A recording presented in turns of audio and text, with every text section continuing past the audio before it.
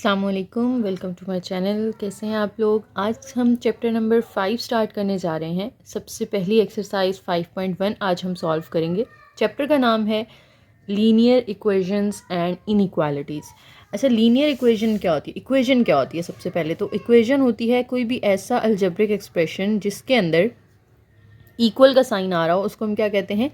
Equation कहते हैं। For example x + 3 = 6। अब यहाँ पे ये एक अलजेब्रिक एक्सप्रेशन है जिसमें इक्वल का साइन आ रहा है, तो साइन ऑफ इक्वालिटी इन्वॉल्व है, तो इसे हम कहेंगे ये इक्वेशन है। ठीक है।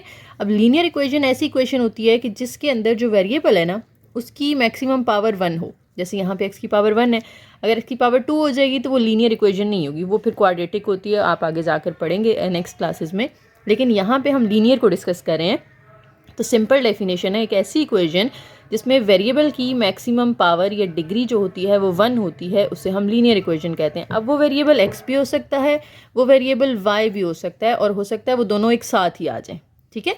तो जितने भी वेरिएबल्स हों सब की पावर 1 होनी चाहिए लीनियर इक्वेशन के अंदर। लीनियर इक्वेशन समझ में आ गया। नेक्स्ट हम देख लेते हैं इनइक्वालिटी किसे कहते हैं। ऐसा एक्सप्रेशन जिसके अंदर इक्वल का साइन नहीं है बल्कि लेस देन का साइन आ जाता है, ग्रेटर देन का साइन आ जाता है, या लेस देन इक्वल टू का साइन आ जाए, ग्रेटर देन इक्वल टू का साइन आ जाए, या नॉट इक्वल का साइन आ जाए। इनमें से कोई भी आपको साइन अगर किसी एक्सप्रेशन के अंदर नज़र आ रहा है, फिर हम उसे इक्वेशन नहीं कहते, हम उसको कहते हैं इट इज़ एन इनइक्वालिटी। ठीक है। फॉर एग्जाम्पल मेरे पास है x < 2, ये एक एक्सप्रेशन है। इसके अंदर अब मुझे लेस देन का साइन दिया गया है, तो ये इनइक्वालिटी। इसका मतलब क्या है कि x की जो वैल्यूज़ हैं वो 2 से छोटी हैं, सारी 2 से छोटी 1 हो सकती है, 0 हो सकती है, -1 -2 एंड सो ऑन, यानी 2 से सारे स्मॉलर नंबर जो हैं वो x की वैल्यू हो सकती है। तो चैप्टर के नाम का क्या मतलब है ये हमने देख लिया है। अब हम चलते हैं अपनी एक्सरसाइज के फर्स्ट क्वेश्चन पे, जिसकी स्टेटमेंट है solve and represent the solution on a real line. पहले आपने इस इक्वेशन को सॉल्व करना है। सॉल्व करने से मुराद ये होता है कि आपने इसके अंदर जो वेरिएबल है ना उसकी वैल्यू फाइंड करनी है। हमें वेरिएबल x नज़र आ रहा है, x की वैल्यू फाइंड करना बहुत आसान है। पहले हम 30 को वहाँ जाके माइनस कर देंगे, फिर 12 इधर मल्टीप्लाई हो रहा है तो उसको वहाँ जाके आप डिवाइड कर देंगे, और उसके बाद जो x का आंसर आ जाएगा, सोल्यूशन का मतलब क्या है कि जो x का आंसर आएगा उसको आपने फिर रियल नंबर के, रियल लाइन के ऊपर प्लॉट करना है, रिप्रेजेंट करना है। रियल लाइन से मुराद नंबर लाइन, जो हमने चैप्टर 1 में नंबर लाइन पे पॉइंट्स ड्रॉ करना सीखे थे ना, सेम उसी मेथड से आपने यहाँ पे भी अपना जो सोल्यूशन आएगा उसको रिप्रेजेंट करना है। ठीक है। तो सबसे पहले हम x की वैल्यू निकाल लेते हैं। देखें 30 यहाँ प्लस हो रहा है, वहाँ जाके आप 6 के साथ उसको माइनस कर दें। अब 12x एज इट इज़, 6 में से 30 माइनस करेंगे आप तो ये -24 आ जाएगा, और x के साथ क्योंकि 12 मल्टीप्लाई हो रहा है वहाँ जाके आप यहाँ पे डिवाइड कर दें।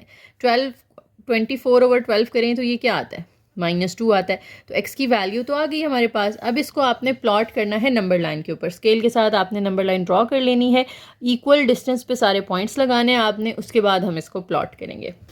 देखिए इस तरह की नंबर लाइन होती है हमारे पास, जिसके सेंटर में होता है 0। 0 के राइट साइड पे आ जाएं तो सारे पॉजिटिव नंबर्स होते हैं, 1 2 3 and so on. Left side पे आ जाएं तो सारे नेगेटिव नंबर्स होते हैं, -1 -2 -3 एंड सो ऑन। अब हमारा सोल्यूशन क्या है? x की वैल्यू आई है -2, तो -2 कहाँ पर है? ये है। यहाँ पे एक छोटा सा सर्कल बना दें और उसको फिल कर दें, तो ये आपका सोल्यूशन जो है x = -2, ये नंबर लाइन के ऊपर आपने रिप्रेजेंट कर दिया है। तो बहुत सिंपल सा है, देखें कोई मुश्किल नहीं है। आपने x को सेपरेट किया, उसकी वैल्यू निकाली और उसको नंबर लाइन के ऊपर प्लॉट कर दिया। यहाँ से भी आपने x को सेपरेट करना है, तो x वाली फ्रैक्शन हम इधर ही रखते हैं, और जो 6 यहाँ प्लस हो रहा है ये वहाँ जाके माइनस हो जाएगा, तो x/3 इक्वल आ जाएगा -12 -6 कितना होता है? -18 होता है। 3 अब यहाँ डिवाइड हो रहा है, वहाँ जाके आप इसको 18 के साथ मल्टीप्लाई कर दें। -18 × 3 करेंगे तो ये -54 आ जाएगा। अब ये हमारे पास x की वैल्यू आ चुकी है, इसको आपने नंबर लाइन के ऊपर प्लॉट करना है। तो पहले नंबर लाइन ड्रॉ कर लेते हैं, फिर उसके ऊपर हम प्लॉट करेंगे। तो ये देखिए हमारे पास नंबर काफ़ी बड़ा आ रहा है। तो नंबर लाइन, मैंने ये चैप्टर 1 में भी बात बताई थी आपको, नंबर लाइन ज़रूरी नहीं है कि आप जो है यहाँ से शो करें बिल्कुल सेंटर से कि 0 हो, फिर उसके इधर पॉजिटिव इसके इधर नेगेटिव हो। आप 1 से 54 तक तो नहीं लिख सकते, तो आपको नंबर लाइन का जितना पोर्शन रिक्वायर्ड हो आप इतना ले सकते हैं।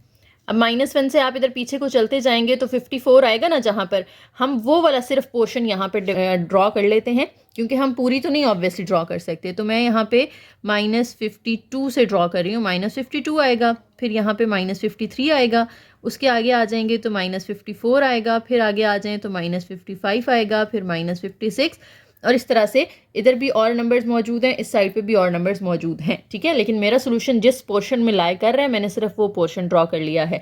अब -54 के ऊपर इस तरह से आपने छोटा सा सर्कल बना के उसको फिल कर देना है, तो ये हमारा सोल्यूशन हो जाएगा। या आप चाहें तो ये कर सकते हैं कि आप यहाँ पे 0 रख के फिर आप 20 का डिफरेंस लेके फिर उसके बीच में बना लें, या इस तरह से भी आप अगर सिर्फ इतना सा पोर्शन ले लेते हैं तो ये भी करेक्ट है। नेक्स्ट देखिए, हमारे पास एक्स वाली दो वैल्यूज़ आ गई हैं, तो और दोनों फ्रैक्शंस हैं, और दो फ्रैक्शंस के दरमियान में जब प्लस या माइनस हो तो हम एलसीएम ले लेते होते हैं। तो यहाँ पे भी हम एलसीएम ले लेंगे। 2 और 4 का एलसीएम जो है वो 4 आ जाएगा, और इस 2 को 4 बनाने के लिए मुझे नीचे 2 से मल्टीप्लाई करना पड़ेगा। अगर यहाँ 2 से मल्टीप्लाई कर रहे हैं तो ऊपर भी 2 से मल्टीप्लाई करेंगे, तो 2x ऊपर आ जाएगा, और ये ऑलरेडी 4 है और हमें चाहिए भी 4, तो इसके ऊपर कुछ भी चेंज नहीं होगा, ये एज इट इज़ आ जाएगा। सामने 1/12 आ गया। अब 2x में से 3x माइनस करें तो -x होता है, नीचे 4 आ गया, सामने 1/12। अब हमें तो सिर्फ x की वैल्यू चाहिए ना, तो 4 जो यहाँ डिवाइड हो रहा है इसको वहाँ जाके आप मल्टीप्लाई कर दें। अब 4 और 12 की कटिंग हो रही है, यहाँ पे 4 1s are 4 3s are, तो ऊपर 1 रह गया, नीचे 3 रह गया, और x का जो माइनस है ये भी आप दूसरी साइड पे शिफ्ट कर दें, तो x की वैल्यू हमारे पास आ गई है 1/3। अब इसको नंबर लाइन पे आपने ड्रॉ करना है, और ये फ्रैक्शन में आ रही है। अगर आप इसको पॉइंट्स में कन्वर्ट करें ना, तो 1 को 3 पे डिवाइड करें तो 0 पॉइंट समथिंग आएगा। अब 0 पॉइंट कहाँ पर आएगा, ये 0 है, इधर +1 होता है और इस साइड पे -1 होता है, तो आंसर 0 और -1 के दरमियान में आएगा, क्योंकि नेगेटिव है, ठीक है। तो 0 से आपने इस साइड पर आना है, और 0 पॉइंट समथिंग है तो 0 और -1 के दरमियान आएगा। अब कैसे रिप्रेजेंट करते हैं इसको, ओवर के नीचे देखें क्या लिखा हुआ है 3, तो आप 0 और 1 के दरमियान में 3 पोर्शंस बना लें। 2 लाइन्स मैंने लगाई हैं, तो देखें ये 1 2 और 3 पोर्शंस बन गए हैं। अब 0 वाली साइड से काउंट करना शुरू करें, और कितने पोर्शंस मार्क करने हैं आपने, फर्स्ट, ये फर्स्ट हमारा बनता है। 0 वाली साइड से अगर हम काउंट करना शुरू करें तो ये हमारा सोल्यूशन हो जाएगा। इस इक्वेशन में देखें तो हमारे पास पहले ब्रैकेट आ रही है, आपने ब्रैकेट सॉल्व कर लेनी है। 7 यहाँ इस ब्रैकेट से मल्टीप्लाई हो रहा है, तो 7 को 2 से भी मल्टीप्लाई कर दें, 7 2s are 14x हो जाएगा। 7 को 4 से भी मल्टीप्लाई कर दें, 7 4s are 28 प्लस 12x। अब x वाली दो वैल्यूज़ हैं, ये आपस में ऐड हो जाएंगी, ठीक है। x वाले नंबर्स आपस में प्लस माइनस होते हैं, कांस्टेंट नंबर आपस में प्लस माइनस होते हैं, तो 14x प्लस 12x, तो ये हो जाएगा हमारे पास 26x प्लस 28, और इधर है 2। अब ये 28 को हम उठा के इधर ले आते हैं, यहाँ आके ये माइनस हो जाएगा, ताकि सामने x वाली वैल्यू अकेली रह जाए। इनको माइनस करेंगे, -26 आ जाएगा, सामने 26x। अब x के साथ ये 26 मल्टीप्लाई हो रहा है, यहाँ ला के डिवाइड कर दें इस 26 के साथ, x अकेला रह जाएगा। अब इनकी कटिंग हो रही है, तो यहाँ पे -1 रह जाएगा, और -1 को नंबर लाइन पे कैसे प्लॉट करना है हमने, बहुत आसान है। आप नंबर लाइन ड्रॉ करें, दरमियान में रखेंगे आप 0, इस साइड पे 1 2, इस साइड पे -1 -2, तो -1 ये आ रहा है, इसको आप सर्कल इस तरह से फिल कर दें, तो ये आपका सोल्यूशन हो जाएगा। यहाँ पे भी देखें तो दो हमारे पास जो फ्रैक्शंस हैं, दोनों में x है और दरमियान में माइनस आ रहा है, तो हमें एलसीएम ही लेना पड़ेगा। 3 और 4 का अगर आप एलसीएम लें तो 3 4s are 12 होता है, ठीक है। एलसीएम पता है ना कैसे लेते हैं, इस तरह से आपने 3 लिखना है, कॉमा लगा के 4 लिखना है, और देखना है दोनों किस टेबल पे जाते हैं। ज़रूरी नहीं है कि सेम टेबल पे जाएं, जैसे 2 के टेबल पे आप डिवाइड करें, इनमें से कोई भी एक नंबर अगर 2 पे जाता है तो आप डिवाइड कर दें, ठीक है। अब 3 तो नहीं जाता 2 के टेबल पे, तो 3 वैसे ही लिख लेंगे, और 2 2s are 4 हो जाता है। फिर ये 2 पे जा रहा है, 3 तो नहीं जा रहा, लेकिन ये 2 1s are 2 हो जाएगा। अब ये 3 पे डिवाइड होगा, अब बाहर वालों को मल्टीप्लाई कर लें, 2 2s are 4 4 3s are 12, तो एलसीएम हमारा आ गया 12। अब 12 तो आ गया है, 3 को अगर मैंने 12 बनाना है, अब अगर यहाँ जो एलसीएम आया है ना, वही सेम नंबर हमने इधर बनाना होता है, दोनों के नीचे। 3 को मैंने 12 बनाना है, तो मुझे किससे मल्टीप्लाई करना पड़ेगा, 4 से मल्टीप्लाई करना पड़ेगा ना, ताकि 3 4s are 12 हो जाए। अगर मैं नीचे 4 से मल्टीप्लाई कर रही हूँ, तो ऊपर भी 4 से मल्टीप्लाई करना है, यानी ये जो 2x - 1 है ना, इसको आपने मल्टीप्लाई कर देना है किसके साथ, 4 के साथ, माइनस। अब 4 को 12 बनाना होगा तो मुझे 3 से मल्टीप्लाई करना पड़ेगा। अगर नीचे 3 से मल्टीप्लाई कर रहे हैं तो ऊपर भी 3 से मल्टीप्लाई करेंगे 3x को, ठीक है, और सामने 5/6 एज इट इज़ आ जाएगा। अब 4 को अंदर मल्टीप्लाई करें तो दोनों के साथ होगा, 4 2s are 8x, -4 1s are 4, 3 3s are 9x, और 12 जो यहाँ डिवाइड हो रहा है इसको हम दूसरी साइड पे ले जाते हैं तो इधर जाके ये मल्टीप्लाई हो जाएगा। अब आप देखें 8x माइनस 9x, ये दोनों x वाले हैं तो आपस में सॉल्व हो जाएंगे, -4 ऐसे ही आ जाएगा। 6 और 12 की कटिंग हो रही है, 6 1 जार 6 2 जार, और 5 मल्टीप्लाई बाय 2 करें तो ये 10 आ जाता है। अब -x, ये -4 वहाँ जाके आप +4 कर दें तो ये 14 हो जाएगा, तो -x इक्वल आ जाएगा 14 के। अब ये तो -x की वैल्यू आई है, आपने माइनस भी दूसरी साइड पे शिफ्ट कर देना है तो x इज़ इक्वल टू -14 हो जाएगा। अब -14 को आपने नंबर लाइन पे शो करना है। आप चाहें तो सिर्फ थोड़ा सा पोर्शन ले लें, चाहें तो आप इस तरह 2-2 का डिफरेंस लेके 5-5 का डिफरेंस लेके जिस तरह मर्जी आप ड्रॉ कर सकते हैं। तो मैं सिर्फ यहाँ से 10 से शुरू कर रही हूँ माइनस वाली साइड पे, ठीक है। -11, -12, -13, -14, -15 एंड सो ऑन। अब मुझे -14 को यहाँ पे लेबल करना है तो ये आपने सर्कल बना के फिल कर दिया तो ये आपके पास सोल्यूशन आ गया। ओके, क्वेश्चन नंबर 1 का लास्ट पार्ट है। इसमें भी देखें तो x वाली दो वैल्यूज़ हैं, एक ये -5x/10 और एक 10x/5।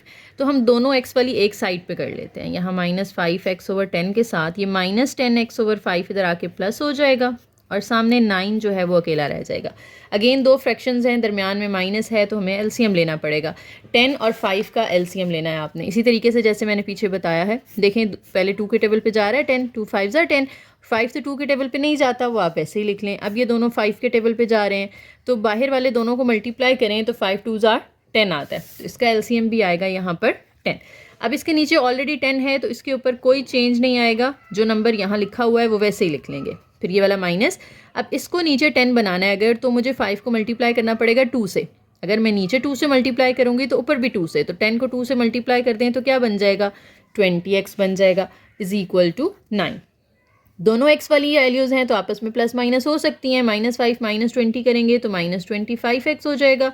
10 यहाँ डिवाइड हो रहा है, यहाँ जाके 9 के साथ मल्टीप्लाई कर दें तो -25x इज़ इक्वल टू 10 9 ज़ार 90। अब ये 25 इधर मल्टीप्लाई हो रहा है तो वहाँ जाके आपने इसको कर देना है डिवाइड। ये नहीं कह रहे आपके, ये नहीं कहना कि माइनस हो रहा है और उधर जाके प्लस कर दें। आपने x और 25 का आपस में रिलेशन देखना है, ये दोनों आपस में क्या हो रहे हैं, इन दोनों के दरमियान में कुछ नहीं है तो ये दोनों आपस में मल्टीप्लाई हो रहे हैं, तो वहाँ जाके आपने इसको डिवाइड कर देना है और ये माइनस भी साथ ही दूसरी साइड पे शिफ्ट कर दें। अब इनकी कटिंग हो रही है तो हम कर लेते हैं। 5 के टेबल पे कटिंग हो रही है, माइनस तो वैसे ही रहेगा, और 5 के टेबल पे अगर आप कट करें इसको तो ऊपर आ जाता है हमारे पास 5 1 ज़ार 5, 5 8 ज़ार 40 और नीचे 5 5 ज़ार 25, तो 18/5 आ जाएगा। अब अगर आप इसको पॉइंट्स में करते हैं ना, 18 को 5 पे डिवाइड करें तो ये 3 पॉइंट समथिंग आएगा, ठीक है। अब 3 पॉइंट समथिंग कहाँ पे प्लॉट करना है आपने, देखिए नंबर लाइन मैंने ड्रॉ कर ली है और 0 से मैंने शुरू किया, 0 -1 -2 -3 -4 -5, क्योंकि माइनस की साइड पे हमने आंसर लिखना है। 18/5 अगर मैं इसको डिवाइड करूँ ना तो ये पॉइंट्स में आता है 3 पॉइंट समथिंग, तो 3 से आगे आना है, ठीक है। लेकिन ऊपर नंबर बड़ा है तो इसको आप अगर एग्जैक्ट प्लॉट करना चाहते हैं तो आप इसको होल में कन्वर्ट कर लें। 18 को यूँ अंदर रखें, 5 पे डिवाइड करें, 5 3 ज़ार 15 होता है। 8 में से 5 आप माइनस करें तो यहाँ पे 3 रह जाता है, तो इसका आंसर हम किस तरह लिखते हैं, अपना आंसर लिखते हैं और जो रिमाइंडर है वो लिखते हैं ऊपर और 5 नीचे, तो इसका आंसर होगा 3 होल 3/5। अब 3 होल 3/5 को आप कैसे प्लॉट करते हैं, देखें गौर से समझना है आपने। -3 से आगे, यानी -3 से आगे जाना है आपने, 5 हिस्से बनाने हैं जिसमें से 3 मार्क करने हैं आपने। 5 पोर्शंस बना के, ऊपर 3 है ना तो 3 मार्क करने हैं। 3 और 4 के दरमियान में 5 हिस्से बनाने के लिए मुझे 4 लाइंस लगानी पड़ेंगी, ठीक है। ये इस तरह से देखें मैंने 4 लाइंस लगा दी हैं तो 1 2 3 4 5 पोर्शंस बन गए हैं यहाँ पर, जिसमें से मुझे 3 मार्क करने हैं। तो इधर से काउंट करना शुरू करेंगे, किसकी तरफ से, 3 की तरफ से, तो 1 2 3। ये वाला पॉइंट जो है ये मेरा होगा x इज़ इक्वल टू -18/5 का, ठीक है। वैसे तो आप अंदाजे से भी कर सकते थे, लेकिन अगर एग्जैक्ट प्लॉटिंग करनी है आपने तो फिर उसका ये मेथड होता है। क्वेश्चन नंबर 2 में भी आपने सोल्यूशन निकालना है और फिर उसको नंबर लाइन के ऊपर रिप्रेजेंट करना है, लेकिन यहाँ पे सोल्यूशन इक्वेशन का नहीं निकालना। हमारे पास जो एक्सप्रेशन है वो इनइक्वालिटी है और इनइक्वालिटी को भी ना सॉल्व करने का सेम मेथड होता है जैसे हम इक्वेशन को करते हैं कि जो माइनस हो रहा है उसको उठा के उधर जाके प्लस कर दो, ठीक है। असल में होता क्या है यहाँ पर, इक्वेशन में भी बेसिकली यही होता है। थोड़ा सा मैं आपको एक कॉन्सेप्ट बताती हूँ। देखें x - 3 less than equal to 4 है, अगर आपने जब -3 को यहाँ से ख़त्म करना है तो असल ऑपरेशन ये होता है कि आप x - 3 के साथ इसका ऑपोजिट कर दें, ठीक है। अगर आप यहाँ पे +3 करेंगे तो ये कैंसिल होकर 0 हो जाएगा ना, तो एक साइड पे अगर आपने +3 किया है तो दूसरी साइड पे भी +3 करना होता है, तो फिर इसलिए हम x <= 7 कर देते हैं। असल में पीछे ये चीज़ होती है, लेकिन हम ये चीज़ लिखते नहीं हैं, हर सवाल में बार बार लिखते नहीं हैं। हम लोग डायरेक्ट क्या कहते हैं कि हम -3 को उठा के वहाँ ले गए हैं तो वो +3 हो गई है। असल में ये नंबर मूव नहीं करके जाता, ये उधर ही रहता है। इसका ऑपोजिट ऑपरेशन हम दोनों साइड्स पे अप्लाई करते हैं, फिर हमारा आंसर आता है, ठीक है। तो इनइक्वालिटी में ये कॉन्सेप्ट है बैक एंड पे, लेकिन मैं अब हर जगह ये चीज़ रिपीट नहीं करूँगी। मैं यही बोलूँगी जो हमें क्वेश्चन में कहते हैं कि -3 को वहाँ ले जाएँ और प्लस कर दें, ठीक है। तो उससे समझ जाना है आपने कि असल में हो क्या रहा है यहाँ पर। अब देखें x -6 है, -6 को जब हम उधर लेकर जाएंगे तो ये +6 हो जाएगा। x <= 6 में से 2 माइनस करें तो 4 आ गया, ठीक है। देखें सेम वही मेथड है, बस एक चीज़ यहाँ पे जो आगे आएगी अगर तो मैं आपको समझा दूंगी, बाकी इसमें कोई फ़र्क नहीं होता। जैसे हम इक्वेशन को सॉल्व करते हैं वैसे ही हमने इनइक्वालिटी को करना होता है। अब हमारा सोल्यूशन यहाँ पे 0 से अगर हम शुरू करते हैं 1 2 3 4, तो हमारा सोल्यूशन नंबर लाइन पे कहाँ लाया करता है, x <= 4 है। x की वैल्यू सिर्फ 4 नहीं है बल्कि 4 से छोटी भी हो सकती है। तो हमने क्या करना है, हमने ना यहाँ 4 के सामने एक इस तरह से सर्कल बनाना है। अब अगर यहाँ पे लेस देन के नीचे इक्वल का साइन है तो ये सर्कल को फिल कर देना है आपने, ठीक है। अगर लेस देन के नीचे इक्वल का साइन नहीं होता फिर मैंने इस सर्कल को अंदर से खाली छोड़ देना था, इसको फिल नहीं करना था। इतनी बात समझ में आ गई। अब 4 से छोटे आंसर्स आएंगे इसके अंदर, सारे सॉल्यूशन सेट के अंदर। तो 4 से पीछे की तरफ जो छोटे नंबर है ना 3 2 1 0, इस तरफ आपने एक लाइन लगानी है और इसके सामने एरो लगा देना है। ये रिप्रेजेंट करेगा कि ये लाइन आगे चलती जा रही है, ठीक है। तो 4 से अपना आंसर शुरू करना है हमने और पीछे वाले सारे नंबर इसके सोल्यूशन में शामिल हैं। ये आपने इसको नंबर लाइन पे रिप्रेजेंट कर दिया इनइक्वालिटी को, ठीक है। यहाँ पे भी देखें आपने x को सेपरेट करना है, तो -9 आप इधर ही रखें, 16 इधर आके क्या हो जाएगा, प्लस हो जाएगा। ये जो ग्रेटर देन का साइन है ये भी वैसे ही रहेगा और x उधर अकेला रह जाएगा। अब 16 में से जब आप 9 निकाल देते हैं तो हमारे पास यहाँ पे रह जाएगा 7 > x। देखिए नंबर लाइन मैंने ड्रॉ कर ली है, उस पर मैंने 0 से 7 तक नंबर्स भी लिख लिए हैं। अब ये देखें x जो है वो <7 है या >7 है। साइन तो ग्रेटर देन का लग रहा है आपको, लेकिन जिसकी तरफ ये ओपन होता है वो नंबर बड़ा होता है और जिसकी तरफ इसका कॉर्नर होता है वो नंबर छोटा होता है। तो x की तरफ ये कॉर्नर आ रहा है ना, यानी x जो है वो स्मॉलर देन है 7 से। तो 7 के ऊपर आपने सर्कल बनाना है और इसको फिल नहीं करना क्योंकि इसके नीचे इक्वल की लाइन नहीं लगी हुई, ठीक है। और 7 से छोटे सारे नंबर इसके अंदर आ जाएंगे, तो इस तरफ आपने इस तरह से एक लाइन ड्रॉ करके एरो लगा देना और इसको फिल नहीं करना। दोबारा बता रही हूँ, अगर लेसन के नीचे इक्वल वाली लाइन होती तो हम सर्कल को फिल करते, यहाँ पे हम इसको फिल नहीं करेंगे। नेक्स्ट क्वेश्चन में भी x को सेपरेट करना है, 2x हम इधर ही रखते हैं, ग्रेटर देन इक्वल का साइन है, ये 3 है, ये वाला 3 उठा के इधर ले आए तो माइनस हो जाएगा। अब ग्रेटर देन इक्वल टू 3 - 3 होता है 0। 2 इधर मल्टीप्लाई हो रहा है, यहाँ ला के आप उसको 0 से डिवाइड कर दें तो x greater than equal to क्या आ जाएगा, 0 आ जाएगा। अब आप जब नंबर लाइन ड्रॉ करेंगे तो आपने यहाँ पे ये 0 है, इससे आगे पॉजिटिव नंबर्स लिख लेने हैं, इससे पीछे आपने नेगेटिव नंबर्स लिख लेने हैं। अब 0 हमारा सोल्यूशन आया तो 0 के ऊपर हम सर्कल बनाएंगे और नीचे इक्वल का साइन है तो इसको आपने फिल कर देना है। अब x जो है वो 0 से बड़ा है या छोटा है, x की तरफ ये ओपन है ना, तो x इज़ ग्रेटर देन 0। तो 0 से बड़े सारे नंबर, पॉजिटिव नंबर, इधर बड़े नंबर होते हैं, लेफ्ट पे छोटे नंबर्स होते हैं, तो राइट साइड पे आपने ये लगा देने, ठीक है।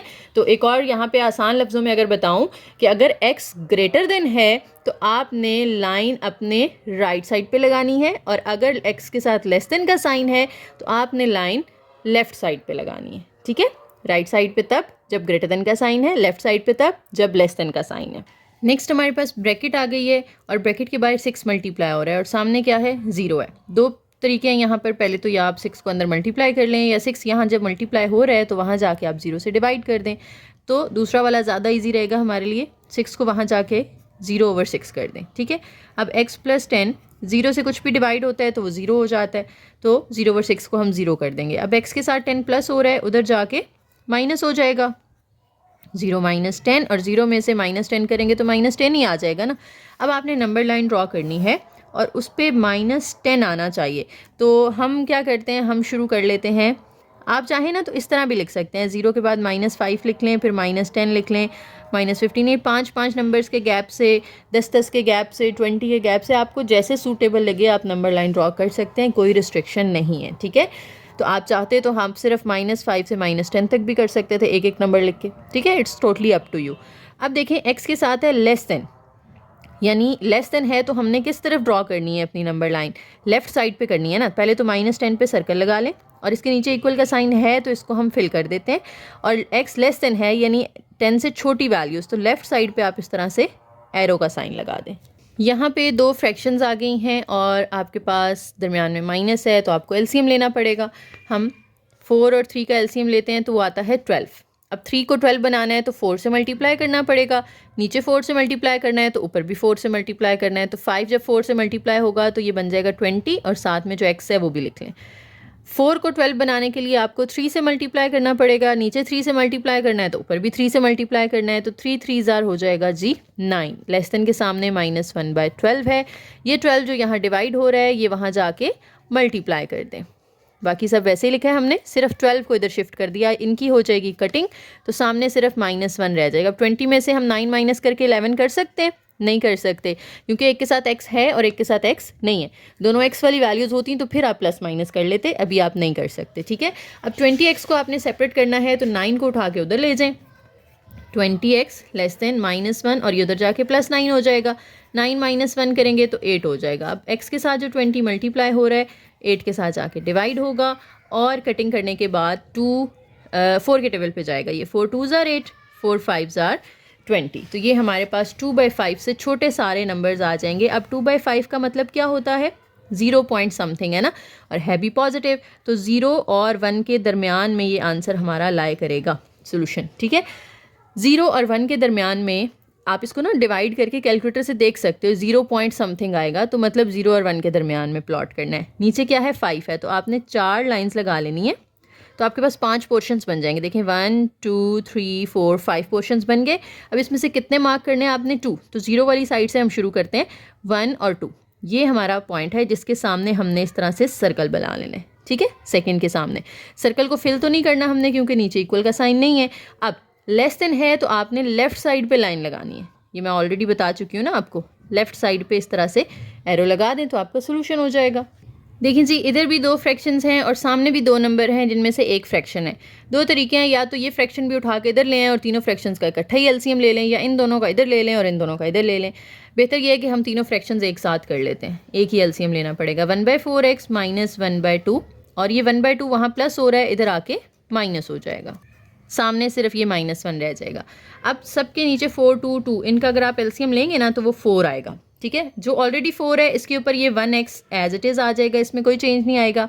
इस 2 को 4 बनाने के लिए मुझे 2 से मल्टीप्लाई करना पड़ेगा, और अगर नीचे 2 से मल्टीप्लाई करना है तो ऊपर भी 2 से मल्टीप्लाई करना है। तो 2 1 ज़ार ऊपर 2 आ जाएगा, माइनस ये भी 2 है, इसको 4 बनाने के लिए नीचे 2 से मल्टीप्लाई करना पड़ेगा और फिर ऊपर भी 2 से मल्टीप्लाई करेंगे। तो 1 को जब 2 से मल्टीप्लाई करेंगे तो 2 आएगा, और साथ में जो x है वो भी लिख लें, और इक्वल के सामने -1 आ गया। 4 यहाँ डिवाइड हो रहा है, दूसरी साइड पे जाके मल्टीप्लाई हो जाएगा -1 के साथ। और यहाँ पे x वाली 2 वैल्यूज़ हैं, इनको आपस में सॉल्व किया जा सकता है। x में से 2x माइनस करें, इस x के साथ कुछ नहीं है तो 1 होगा ना, तो 1 - 2 करेंगे, -x आ जाएगा, साथ में -2 है, लेस देन इक्वल टू -1 4 ज़ार 4 आ जाएगा। अच्छा, अब यहाँ पे -2 को जब आप दूसरी साइड पे शिफ्ट करेंगे तो -2 उधर जाके हो जाएगा +2, तो -x less than equal to -2 आ गया। यहाँ पे एक नई चीज़ जो मैं आपसे कह रही थी कि मैं बताऊँगी अगर आगे क्वेश्चन में आएगी, ये नोट करना है आपने कि x के साथ आ गया है माइनस। इक्वेशन में अगर x के साथ माइनस आता था, जैसे अभी हमने एग्जांपल पीछे क्वेश्चन किया था जिसमें x के साथ माइनस आ रहा था, तो आपने जस्ट माइनस वहाँ शिफ्ट कर दिया था।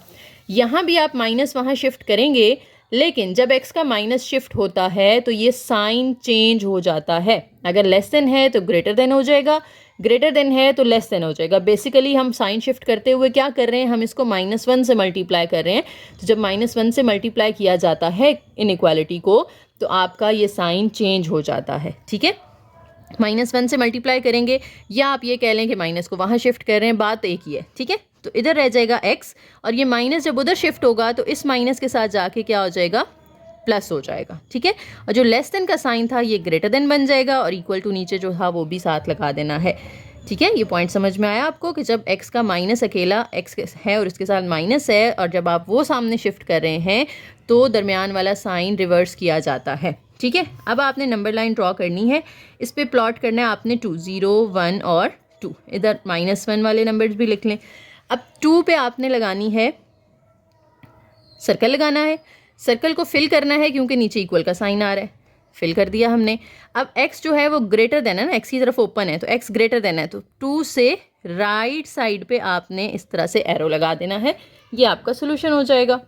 नेक्स्ट क्वेश्चन नंबर 3 है, इसमें आपने अपने सोल्यूशन रीजन को शेड करना है लीनियर इनइक्वालिटीज़ इन एक्स वाई प्लेन, यानी आपके पास जो इनइक्वालिटी होगी ना उसमें जो सोल्यूशन आएगा आपका उसको आपने नंबर लाइन के ऊपर प्लॉट नहीं करना बल्कि एक्स वाई प्लेन के अंदर प्लॉट करना है। अब एक्स वाई प्लेन क्या होता है पहले ये मैं बता देती हूँ आपको। देखें, आप जब ग्राफ बनाएंगे तो इस तरह बनाएंगे, एक हमारी हॉरिजॉन्टल लाइन होगी जिसको हम कहेंगे एक्स एक्सिस, इसी तरह से एक वर्टिकल लाइन ड्रॉ करेंगे हम जिसे हम कहते हैं वाई एक्सिस। ये जो पॉइंट है ना जहाँ पे ये दोनों मिल रही हैं लाइंस, इसे हम कहते हैं ओरिजिन, और इस ओरिजिन पे x भी 0 होता है, y भी 0 होता है, उसको हम इस तरह लिखते हैं 0 0। पहली वैल्यू हमेशा x की होती है, दूसरी वैल्यू हमेशा y की होती है। ये पॉइंट को लिखने का तरीका होता है, हम पॉइंट को इस तरह मेंशन करेंगे, पहले x की वैल्यू लिखेंगे, कॉमा लगा के y की वैल्यू लिखेंगे। अब अगर आप ओरिजिन से राइट साइड पे जाएँ तो x की पॉजिटिव वैल्यूज़ आती हैं, ओरिजिन से लेफ्ट साइड पे आएँ तो x की नेगेटिव वैल्यूज़ आती हैं। इसी तरह से ओरिजिन से ऊपर की तरफ जाएँ तो y की पॉजिटिव वैल्यूज़ हैं, ओरिजिन से नीचे आएँ तो y की नेगेटिव वैल्यूज़ आती हैं। ये माइंड में रखना है आपने, ठीक है, ये अभी हमें क्वेश्चन में काम आएगा। इक्वेशन जो हमें दी हुई थी वो इनइक्वालिटी दी हुई थी 2x + y less than equal to 6। अब इस इनइक्वालिटी में आप नोटिस करें कि दो वेरिएबल्स आ रहे हैं x और y। जब हमारे पास एक वेरिएबल होता था सिर्फ x तो उसको हम बस सेपरेट करते थे और प्लॉट कर देते थे, लेकिन जब दो वेरिएबल्स होंगे तो आपने ना उसको इनइक्वालिटी को डायरेक्ट सॉल्व नहीं करना, आपने पहले उससे एक इक्वेशन बना लेनी है।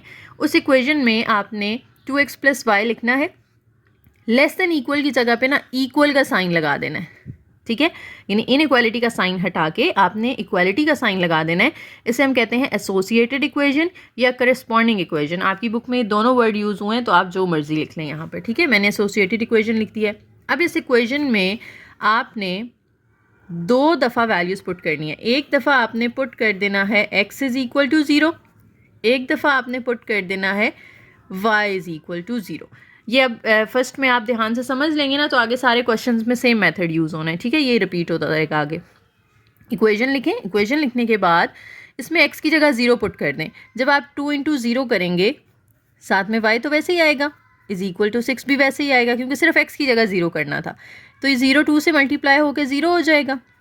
तो y की वैल्यू क्या आ गई हमारे पास, 6 आ गई। अभी मैंने आपको बताया था कि हम पॉइंट कैसे लिखेंगे, इसके नीचे आपने पॉइंट लिख लेना है। हमारा पॉइंट क्या आया है, x हमने 0 रखा था, y 6 आ गया है, तो 0,6 पहले x की वैल्यू फिर y की वैल्यू। ये फर्स्ट पॉइंट आ चुका है। आप इसको कोई नाम दे सकते हैं, a और b का नाम दे दें, इधर जो पॉइंट आए उसको a, इसको b कह दें, आप इसको पॉइंट 1 उसको पॉइंट 2, P1 P2 आपकी मर्ज़ी, आप जो मर्ज़ी नाम दे दें, ठीक है। जब x 0 पुट करके एक पॉइंट आया है, अब y 0 पुट करके आपने दूसरा पॉइंट निकालना है, तो 2x as it is plus y की जगह पे आपने 0 रख देना है, सामने 6 आ रहा है। अब ये 2x = 6 रह जाएगा, 2 इधर मल्टीप्लाई हो रहा है, वहाँ जाके आप इसको डिवाइड कर दें तो x की वैल्यू हमारे पास आ जाएगी 3। यहाँ से दूसरा पॉइंट निकलेगा, उसको P2 का नाम दे देते हैं हम, जिसमें x की वैल्यू 3 आई है और y आपने क्या पुट किया था, 0 पुट किया था, तो ये दूसरा पॉइंट आ गया। अब इसको हमने प्लॉट कर लेना है। प्लॉट करने के लिए हम उसी तरीके से दो लाइंस ड्रॉ करेंगे, एक होगी हमारी परपेंडिकुलर लाइन, एक होगी हमारी हॉरिजॉन्टल लाइन। हॉरिजॉन्टल पे हम x की वैल्यूज़ रखते हैं और वर्टिकल पे हम, या परपेंडिकुलर जो इस तरह से स्ट्रेट होगी उसको हम y एक्सिस कहते हैं, उस पर y की वैल्यूज़ रखते हैं। यहाँ पे x की पॉजिटिव वैल्यूज़ आ जाएंगी 1 2 3 4 5 एंड सो ऑन, जितनी आपको चाहिए, ठीक है। यहाँ पे -1 -2 -3 -4 एंड सो ऑन, एरोज़ लगा दें। इस तरह से y की वैल्यूज़ ऊपर पॉजिटिव आ जाएंगी 1 2 3 4 5 6 7 एंड सो ऑन। इसी तरीके से नीचे -1 -2 -3 -4 -5 और ये आगे चलता जाएगा। ये आपने एक XY प्लेन बना लिया है। इसके अंदर आपने पहला पॉइंट ड्रॉ करना है। पहला पॉइंट है हमारा x0 y6। y6 कहाँ पर है, ये है ना, और इस लाइन पे x पूरी लाइन पे 0 होता है, तो ये हमारा पॉइंट आ गया पहला वाला 0,6। आप इसको सिर्फ P1 लिख दें या 0,6 लिख दें, एक ही बात है। दूसरा पॉइंट है जिसमें x3 है। x की वैल्यूज़ कहाँ थी, हॉरिजॉन्टल लाइन पे थी ना, ये y की वैल्यूज़ हैं, ये x की वैल्यूज़ हैं। x की वैल्यू हमने लेनी है 3, वो कहाँ पर आ रही है, ये आ रही है, और y तो 0 है, यानी आपने इस लाइन के ऊपर ही रहना है, ऊपर या नीचे मूव नहीं करना। ये दूसरा पॉइंट आ गया जिसको हम P2 का नाम दिया हुआ था। आप 3 0 इस तरह से इसको लेबल भी कर दें। अब इन दोनों पॉइंट्स को आपने क्या करना है, स्केल की मदद से ज्वाइन कर देना है। एक लाइन आ जाएगी आपके पास, इस तरह से आप इन दोनों को ज्वाइन कर दें। इधर भी आप इस तरह से एक एरो लगा दें और इधर भी एरो लगा दें। ये आपका ग्राफ बन चुका है, लेकिन हमने अभी शेडिंग करनी है। देखो हमारा जो सोल्यूशन है वो इस लाइन के ऊपर भी लाई कर सकता है, और क्योंकि ये इनइक्वालिटी थी ना जिसमें लेस देन इक्वल टू आता है, तो लेस देन इक्वल टू का मतलब है कि अब या तो इस लाइन के साथ इसका ऊपर वाला पोर्शन इसके सोल्यूशन में होगा, या इस लाइन के साथ इसके नीचे वाला पोर्शन इसके सोल्यूशन में होगा। वो कैसे पता चलता है, उसके लिए ना आपको टेस्ट पॉइंट निकालना पड़ेगा। आपने क्या फाइंड कर लेना है, टेस्ट पॉइंट। ये आगे क्वेश्चंस में प्रैक्टिस होगी ना आपकी, तो आप ग्राफ से पहले ये काम करके रख लेंगे ताकि ग्राफ के बाद ना करना पड़े आपको। टेस्ट पॉइंट में आपने इनइक्वालिटी के अंदर x को भी 0 कर देना है, y को भी 0, यानी 2 × 0 + 0 पुट कर दें, x भी 0 और y भी 0, तो 2 × 0 + 0 <= 6 आ जाएगा। अब ये इधर तो दोनों 0 हो गए। जब 0 < 6 है, बताएं ये ट्रू है या फॉल्स है? 0 < 6 होता है ना, तो ये बात तो ठीक है। ये हमारी स्टेटमेंट क्या है, ट्रू है। और अगर आपकी स्टेटमेंट ट्रू है तो आपने शेडिंग ओरिजिन वाली साइड पे करनी है। आप चाहें तो मार्कर के साथ भी कर सकते हैं और पेंसिल के साथ भी कर सकते हैं, ठीक है। अगर स्टेटमेंट ट्रू है तो इस लाइन से ओरिजिन वाली साइड पे, ये ओरिजिन है ना हमारा, इस साइड पे आपने ये सारा पोर्शन इस तरह से कलर कर देना है या शेड कर देना है, तो ये आपका सॉल्यूशन सेट हो जाएगा, ठीक है। इस तरह रफ सी शेडिंग कर देनी है आपने। जितना आपका पेज है बस उतना कर लें, बहुत ज़्यादा आगे जाने की ज़रूरत नहीं है, ठीक है। तो इधर वाला सारा एरिया इसके सोल्यूशन में आ जाएगा। अगर ये फॉल्स हो जाती स्टेटमेंट, यानी 0 > 6 हो जाता, तो वो फॉल्स होती ना, क्योंकि 0 6 से ग्रेटर तो नहीं हो सकता, बड़ा तो नहीं हो सकता। फिर आपने ओरिजिन साइड पे नहीं करनी थी, फिर आपने इस लाइन की ऑपोजिट साइड पे, यानी ओरिजिन जिस साइड पे है उससे ऑपोजिट साइड पे शेडिंग करनी थी। ये वाला बाहर वाला एरिया फिर इसका शेड हो जाता। सेकेंड पार्ट में देखें, हमारे पास यहाँ पे फिर से 2 वेरिएबल्स हैं। जब 2 वेरिएबल्स होते हैं तो हमने XY प्लेन के अंदर अपना सोल्यूशन देना होता है। सबसे पहला काम उसी तरीके से आप एसोसिएटेड इक्वेशन लिखेंगे, या उसको हम करस्पॉन्डिंग इक्वेशन भी कह सकते हैं। एसोसिएटेड इक्वेशन में सब कुछ सेम रहता है, सिर्फ इनइक्वालिटी की जगह पे इक्वल का साइन आ जाएगा, ठीक है। अब आप फिर से 2 पार्ट्स बनाएंगे। एक साइड पे आप पुट कर देंगे x की जगह पे 0, और एक साइड पे आप पुट कर देंगे y की जगह पे 0। जब आप x की जगह 0 पुट करेंगे तो ये बनेगा 3 × 0 + 7y = 21। ये फैक्टर तो 0 हो गया, तो सिर्फ 7y + 7y = 21 रह जाएगा। 7 अब इधर मल्टीप्लाई हो रहा है, वहाँ जाके आप इसको डिवाइड कर दें तो y की वैल्यू हमारे पास आ जाएगी 3। तो यहाँ से पहला पॉइंट निकल आया जिसको मैं P1 कह रही हूँ, जिसमें x हमने 0 रखा था और y 3 निकल आया। जब y को 0 पुट करेंगे तो x की वैल्यू निकालनी है आपने, 3x + 7 इस y की जगह पे आ जाएगा 0 = 21। अब यहाँ पे 3x = 21, 3 इधर मल्टीप्लाई हो रहा है, वहाँ जाके आप इसको डिवाइड कर दें तो 3 के टेबल में 21 कहाँ आता है, 7 पे आता है। तो दूसरा पॉइंट आ गया P2, जिसमें x 7 है और y 0 रखा था हमने, ठीक है। अब इधर ही टेस्ट पॉइंट भी निकाल लेते हैं। टेस्ट पॉइंट को अब मैं T.P लिखूंगी आगे से, ठीक है। टेस्ट पॉइंट में आपने x और y दोनों को 0 कर देना है। देखिए 3 × 0 करेंगे, 7 × 0 करेंगे तो ये भी 0, ये भी 0, 0 में 0 प्लस होगा तो 0 ही आ जाएगा ना। तो इधर तो आ गया 0, और ग्रेटर देन इक्वल टू क्या है, 21 है। तो अब ये देखें ट्रू है या फॉल्स है, 0 > 21 तो नहीं हो सकता। ये स्टेटमेंट क्या हो गई हमारी, फॉल्स हो गई। तो अब जब शेडिंग करेंगे फिर हम इसको देखेंगे कि हमने कैसे यूज़ करना है। अब हम पहले ग्राफ बना लेते हैं। ग्राफ के अंदर पहले XY प्लेन ड्रॉ करना है आपने, फिर पॉइंट्स प्लॉट करने हैं। तो पहले मैं ड्रॉ कर लेती हूँ, फिर हम पॉइंट्स प्लॉट करते हैं। पॉइंट्स को आपने देख लेना है। देखें आपको एक पॉइंट में y की सबसे बड़ी वैल्यू 3 चाहिए और x की सबसे बड़ी वैल्यू 7 चाहिए। तो अगर मैं यहाँ पे 1 2 3 4 लिखूँगी, 7 काफ़ी आगे करके आएगा, तो मैं यहाँ पे 2 के गैप से लिख रही हूँ, 2 4 6 8 10, ताकि 7 जो है वो इधर करीबी मिल जाए मुझे, ठीक है। इधर भी इसी तरह से -2 -4 -6 -8 -10 एंड सो ऑन। इसी तरह से ऊपर 1 2 3 4, इसमें एक एक करके लिख सकते हैं क्योंकि y की सबसे बड़ी 3 चाहिए तो ज़्यादा दूर नहीं जाना हमने। 1 2 3 4 एंड सो ऑन, एरोस लगा लिए आपने।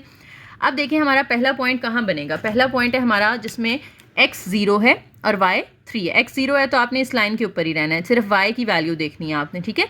y की वैल्यू है 3, तो ये y वैल्यूज़ होती हैं ना, तो 3 कहाँ पर आ रहा है, ये ऊपर आ रहा है, क्योंकि नीचे जो है वो तो नेगेटिव वैल्यूज़ आ जाती हैं, ये माइनस में है सारी, -2 -3 -4। ये हमारा पहला पॉइंट आ गया P1 जो कि है 0 3। फिर दूसरा पॉइंट है जिसमें x 7 है और y 0 है। x की वैल्यूज़ यहाँ होती है ना, तो यहाँ पे 7 कहाँ आएगा, 6 और 8 के दरमियान में आएगा, तो ये पॉइंट मेरा P2 आ गया जिसमें x 7 है और y 0 है। अब इन दोनों को आपस में आपने मिला देना है और मिला के जो लाइन आएगी फिर हम देखेंगे कि हमने शेडिंग कैसे करनी है, ठीक है। तो ये दोनों को हम पहले ज्वाइन कर देते हैं, इधर भी एरो लगा दें, इधर भी एरो लगा दें। अब देखिए हमारी जो टेस्ट पॉइंट का आंसर आया था वो क्या आया था, फॉल्स था। तो अगर ये फॉल्स है तो आपने ओरिजिन की साइड पे शेडिंग नहीं करनी, ओरिजिन के ऑपोजिट साइड पे शेड करना है, ये ऊपर वाला सारा पार्ट, ठीक है। ये वाला आपने सारा इस तरह से शेड कर देना है, तो ये आपका सोल्यूशन रीजन जो है वो मिल गया है आपको। थर्ड पार्ट में भी हमारे पास सबसे पहले इनइक्वालिटी है, हमने इसकी एसोसिएटेड इक्वेशन बना लेनी है, एसोसिएटेड इक्वेशन जिसमें हम 3x - 2y = 6 लिख लेंगे। फिर से दो पार्ट्स बनाएंगे, इधर पुट कर देंगे हम x = 0 और यहाँ पुट कर देंगे हम y = 0। जब आप x की जगह 0 पुट करेंगे तो 3 × 0 - 2y = 6 आ जाएगा, ये तो 0 हो जाएगा तो सिर्फ -2y रह जाएगा, सामने 6, ये माइनस लाजमी साथ लगाना है आपने, ठीक है।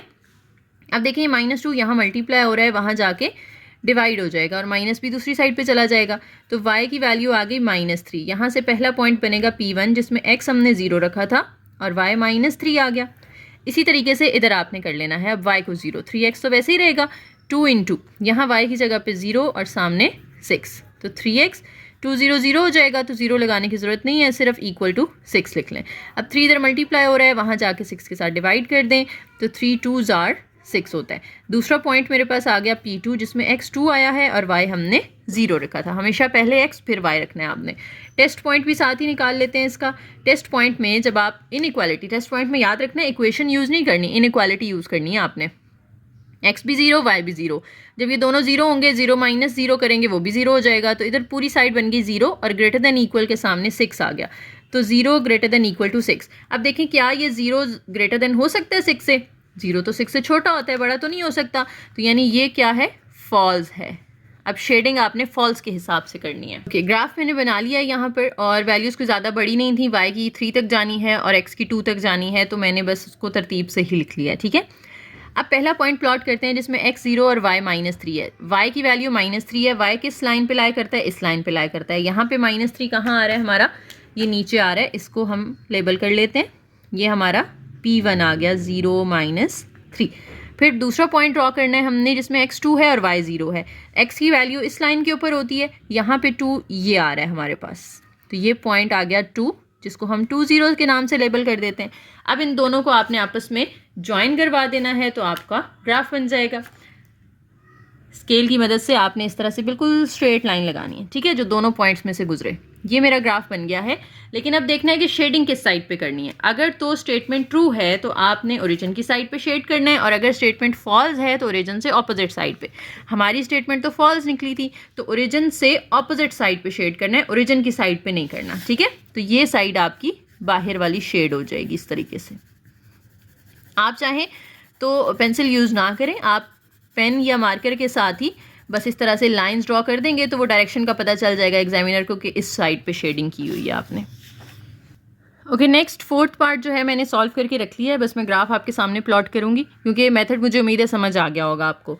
तो बार बार अगर मैं पूरा क्वेश्चन सॉल्व करूँगी सेम मेथड से तो वीडियो लंबी होगी बिला वजह। बस समझ लें यहाँ से कि हमने क्या किया है, इसकी जगह पे इक्वल लगाया तो एसोसिएटेड इक्वेशन बन गई। फिर आपने x को 0 पुट किया तो ये रह गया -4y = 20। -4 वहाँ जाके डिवाइड किया तो -5 आ गया। पॉइंट 1 आ गया जिसमें x 0 y -5 है। इसी तरह से y को 0 पुट किया तो 5x रह गया, सामने 25 जाके डिवाइड करें तो x की वैल्यू 4 आ गई। दूसरा पॉइंट बन गया 4 0। टेस्ट पॉइंट निकाल लेते हैं जिसमें हमने इनइक्वालिटी में x और y दोनों को 0 पुट कर देना होता है।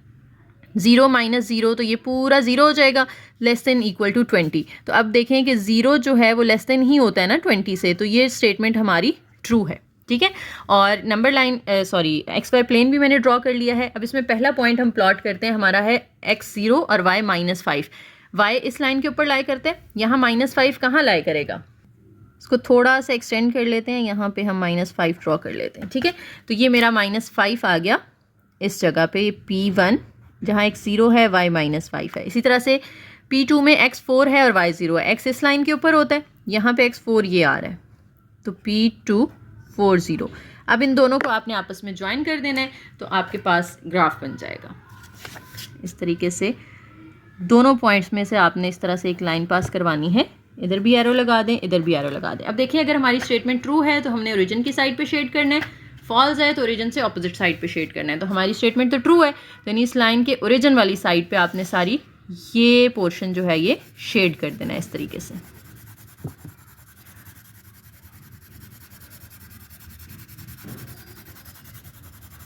ठीक है जी, तो ये आपका सोल्यूशन रीजन आ गया। इसमें देखें तो 2x + 1 > 0 है और इसमें एक ही वेरिएबल है, तो हमें किसी को ज़ीरो पुट करने की ज़रूरत नहीं है। हम डायरेक्ट क्या करेंगे, एसोसिएटेड इक्वेशन में एक ही जो वेरिएबल है ना उसकी आपने वैल्यू निकाल लेनी है। अच्छा, इसको हमने पिछले क्वेश्चन की तरह सॉल्व नहीं करना, क्योंकि उसमें हमने रियल नंबर लाइन के ऊपर सोल्यूशन प्लॉट करना था। तो उसमें हम क्या करते थे, बस x को सेपरेट कर लेते थे तो हमारा आंसर आ जाता था। लेकिन यहाँ पे हमने शेडिंग करनी है, ठीक है। स्टेटमेंट में अगर आप पढ़ें तो हमने शेड करके दिखाना है अपना एरिया। तो शेडिंग के लिए यही तरीका यूज़ होता है कि आप पहले एसोसिएटेड इक्वेशन लिखेंगे, वहाँ से पॉइंट बनाएंगे और फिर अपना आंसर निकालेंगे, ठीक है। अब यहाँ से x की वैल्यू निकालें, +1 उधर जाके क्या हो जाएगा, -1 हो जाएगा। अब 2 इधर मल्टीप्लाई हो रहा है, वहाँ जाके डिवाइड हो जाएगा, तो x की वैल्यू आ गई। इसको अब आपने XY प्लेन के अंदर प्लॉट कर देना है। यहाँ पे छोटा सा मैं बना लेती हूँ ताकि एक ही जगह पे क्वेश्चन कंप्लीट हो जाए मेरा। देखें, x की वैल्यू क्या आई है, -1/2, -1/2 यानी ये x की लाइन है ना, और इसमें नेगेटिव साइड पे आपने आना है 1 2 3 माइनस वाली साइड पे, ठीक है। इधर x की पॉजिटिव वैल्यूज़ होंगी और यहाँ y होगा। अब देखें, x की जो नेगेटिव वैल्यू है ये किस में लाई कर रही है, -1/2 अगर आप पॉइंट्स में करें तो ये 0 और 1 के दरमियान में आएगी। 1/2 का मतलब है यहाँ पे हाफ होगी ना। 2 पार्ट्स बना लेने हैं जिसमें से फर्स्ट आपने प्लॉट कर देना है। तो ये वाला पॉइंट जो है मेरा ये आएगा x = -1/2। अब दूसरा पॉइंट तो यहाँ पे है नहीं, तो हमने क्या करना है, बस इसी में से एक इस तरह से वर्टिकल लाइन आपने ड्रॉ कर देनी है जिसके दोनों साइड्स पे एरो लगा देना है। अब देखना है कि ये ट्रू है या फॉल्स है। तो इधर साइड पे हम टेस्ट पॉइंट निकाल लेते हैं। टेस्ट पॉइंट में आप x की जगह 0 पुट करेंगे, तो 2 × 0 जब करेंगे +1 और साथ में > 0 आ रहा है, तो ये 0 हो जाएगा, तो सिर्फ रह जाएगा 1।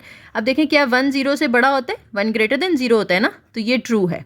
अगर ये ट्रू है तो अब आपने शेडिंग किस साइड पे करनी है, ओरिजिन की साइड पे करनी है। तो ये ओरिजिन है, तो आपने इस लाइन के इधर ओरिजिन की साइड पे आपने ये सारा पार्ट जो है वो शेड कर देना है, ठीक है। तो इस तरह से आपको एक वेरिएबल वाली इक्वेशन भी दी जा सकती है शेडिंग के लिए। तो क्या तरीका होगा, एसोसिएटेड इक्वेशन लिखेंगे, उसमें फिर क्योंकि सिर्फ एक x है ना तो उसको 0 नहीं कर देना। अब आपने जब सिंगल वेरिएबल होगा तो बस उसकी वैल्यू निकाल लेनी है, उसको प्लॉट करना है और प्लॉट करने के बाद देखना है कि स्टेटमेंट ट्रू है या फॉल्स है, उस हिसाब से फिर आपने शेडिंग कर देनी है। नेक्स्ट देखें तो 6th पार्ट में भी एक ही वेरिएबल है y। इसकी जब हम एसोसिएटेड इक्वेशन लिखेंगे 3xy - 4 = आ जाएगा 0। अब इसमें इसको 0 पुट करना नहीं है हमने, क्योंकि एक ही वेरिएबल है, तो बस इसकी वैल्यू निकाल लेनी है। 4 वहाँ जाके प्लस कर दें और 3 को वहाँ ले जाके डिवाइड कर दें, तो y की वैल्यू आ गई 4/3। इसको भी आपने इस तरह से टेस्ट पॉइंट निकाल के रख लेना है ताकि उसको फिर हम ग्राफ में शेडिंग के लिए यूज़ कर सकें। टेस्ट पॉइंट में 3 × y की जगह पे आप क्या कर दोगे, 0 पुट कर दोगे, तो -4 <= 0 आ जाएगा। अब ये तो 0 हो जाएगा, सिर्फ रह जाएगा -4। अब माइनस वाला नंबर 0 से लेस देन ही होता है ना, छोटा ही होता है, तो ये ट्रू स्टेटमेंट है। अब देखिए, y का क्या आंसर आया, 4/3। 4/3 को अगर आप पॉइंट्स में करें तो ये 1 पॉइंट समथिंग आता है। तो y की वैल्यूज़ ये इस लाइन के ऊपर लाई करती है ना, तो ये 1 होता है, फिर 2 होता है, फिर 3 होता है। इस तरह से नीचे इसकी नेगेटिव वैल्यूज़ आ जाती हैं, -1 -2 -3। हमने क्योंकि पॉजिटिव वैल्यू प्लॉट करनी है तो हम ऊपर वाले नंबर्स में देखेंगे। 4/3 का मतलब है 1 पॉइंट समथिंग। 1 पॉइंट समथिंग 1 और 2 के दरमियान में आएगा, तो इधर कहीं दरमियान में आपने इसको प्लॉट कर देना है। छोटा सा यूँ डॉट लगा दें, तो ये आपका पॉइंट आ गया y = 4/3। अब इसमें से आप लाइन जब ड्रॉ करेंगे तो जब y के ऊपर पॉइंट आता है ना, उसमें से हॉरिजॉन्टल लाइन ड्रॉ की जाती है, और जब x के ऊपर पॉइंट आता है तो उसमें से वर्टिकल लाइन ड्रॉ की जाती है, ठीक है। शेडिंग कैसे करनी है, ये ट्रू है तो आपने ओरिजिन की साइड पे शेडिंग कर देनी है। ये नीचे वाला सारा पार्ट इस तरह से शेड हो जाएगा। अगर ये फॉल्स होता तो आपने फिर ओरिजिन के ऑपोजिट साइड पे शेड कर देना था।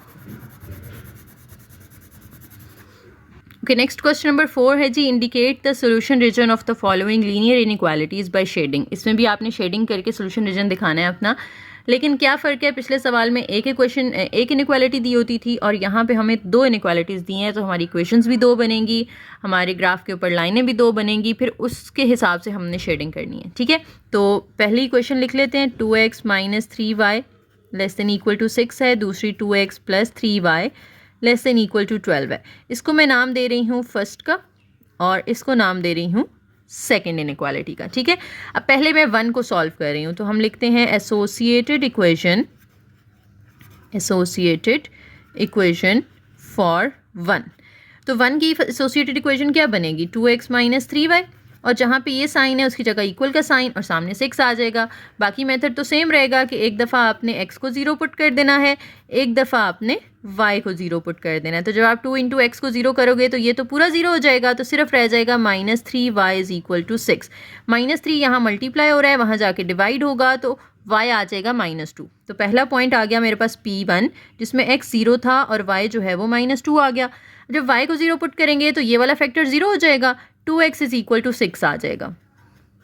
x के साथ 2 मल्टीप्लाई हो रहा है, वहाँ जाके डिवाइड करें तो x की वैल्यू 3 आ जाएगी। P2 आ गया हमारे पास, x 3 और y 0। इसका टेस्ट पॉइंट भी हम साथ ही निकाल लेते हैं। टेस्ट पॉइंट निकालेंगे जिसमें हमारे पास x और y दोनों 0 होंगे, तो ये साइड 0 होगी, तो 0 लेस देन इक्वल टू 6 आ जाएगा यहाँ पर, 0 लेस देन इक्वल टू 6। तो 0 तो 6 से लेस होता है, तो ये आ गया जी ट्रू। ठीक है, अब इसी तरीके से आप यही सारा काम दूसरी इक्वेशन के लिए भी करेंगे, associated equation for second inequality. अब सेकेंड इनइक्वालिटी में भी 2x + 3y लेस देन की जगह इक्वल टू लगा देना है, सामने 12 वैसे ही रहेगा। इसके भी इसी तरीके से 2 पार्ट बनेंगे, एक साइड पे आपने पुट कर देना है x = 0, एक साइड पे पुट कर देना है y = 0। जब आप x को 0 करेंगे तो y की वैल्यू निकलेगी हमारे पास 3y = 12, 3 वहाँ जाके डिवाइड करेंगे तो y 4 आ जाएगा। तो अच्छा, अब पीछे मैं P1 P2 नाम दे चुकी हूँ, तो इसको कोई डिफरेंट नाम दे देते हैं, हम इसको Q1 कह देते हैं। Q1 में x 0 है, y 4 है। इस तरह से जब y को 0 पुट करेंगे, 2x + 3 × 0, सामने 12 है तो 2x = 12। अब 2 इधर मल्टीप्लाई हो रहा है, वहाँ जाके डिवाइड करेंगे तो x 6 आ जाएगा। अब इसको Q2 का नाम दे देते हैं, जिसमें x 6 है और y 0 है। ये आने के बाद हम इसका भी टेस्ट पॉइंट निकाल के रख लेते हैं। यहाँ x और y जब दोनों 0 होंगे तो 0 लेस देन इक्वल टू 12 आएगा, और 0 ऑब्वियसली लेस देन 12 होता है, तो ये स्टेटमेंट भी हमारी ट्रू हो गई। अब हम ग्राफ पहले बना लेते हैं XY प्लेन, फिर उसमें हम पॉइंट्स को प्लॉट करेंगे। दोनों पॉइंट्स में देख लें, एक में y की वैल्यू -2 चाहिए और एक में y की वैल्यू 4 चाहिए। तो सबसे बड़ा नंबर 4 आ रहा है, हमने 4 तक जाना है, कोई ज़्यादा बड़ा नंबर नहीं है। ठीक है, तो 1 2 3 4 5, लेट्स से यहाँ पे 10 आ रहा होता तो हम इस तरह 1 2 करके नहीं लिखते, फिर हम 2 4 6 8 10 करके लिख लेते।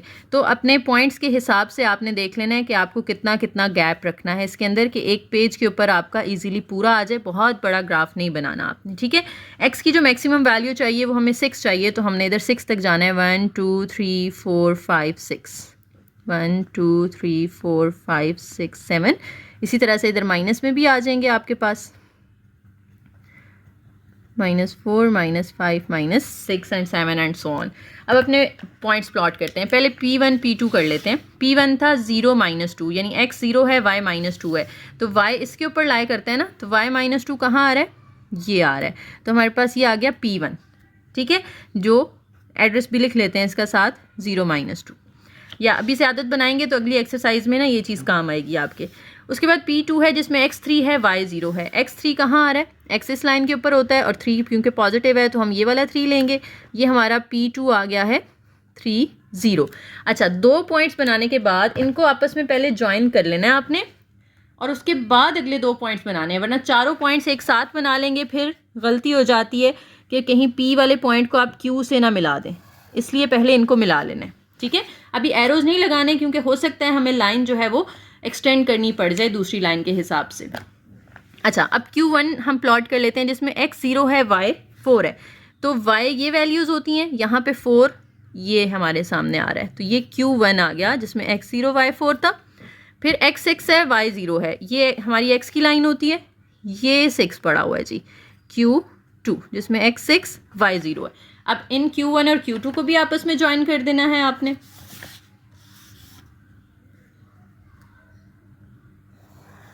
ये देखें जी, हमने ज्वाइन कर दिया। अब हम क्या करते हैं, इधर एरोज लगा देते हैं साइड पे। ओके, अब शेडिंग वाला पार्ट ध्यान से समझना है। जब 2 आएंगी तो किस तरह से शेडिंग होगी। आप ये देखें कि जो P वाली लाइन थी वो भी ट्रू है, Q वाली भी ट्रू है। तो P वाली जो लाइन है ये, इसने भी ओरिजिन की साइड पे शेड होना है। छोटा सा मैं यहाँ पे ना 2 जगह पे एरो लगा देती हूँ ताकि हमें पता चले कि इसने इस साइड पे शेड होना है। ठीक है, इस तरह से जो Q वाली लाइन है ये भी ट्रू है, तो इसने भी ओरिजिन की साइड पे शेड होना है। ये लाइन है तो इसकी ओरिजिन की साइड ये नीचे वाली बनती है ना, तो इस साइड पे इसने भी शेड होना है। ये देखें, अब आपने देखना है कि दोनों का कॉमन पार्ट कौन सा आ रहा है, वो हिस्सा जहाँ पे दोनों के एरोज आमने सामने होंगे।